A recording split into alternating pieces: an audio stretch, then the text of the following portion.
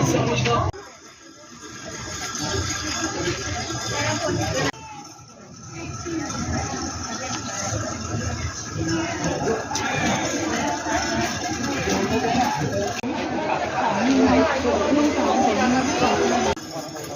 ี่ร้านจอดรถตรงนี้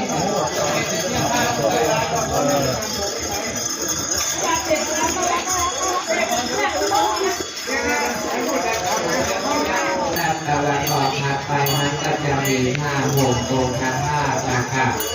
ผ้าห่มนี้เราจะได้ถวายเป็นพุทธบูชากับองค์พระธาตุ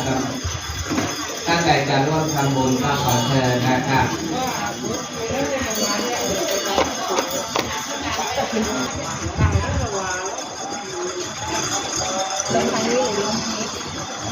ท่านและก็ขอเชิญนะครับที่เต็นท์การตับ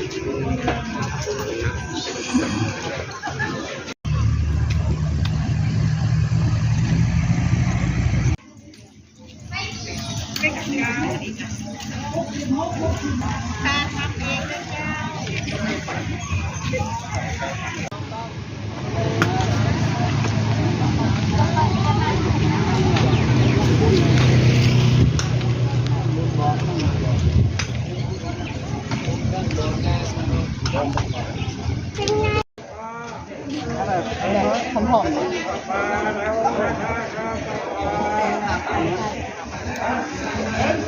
ๆ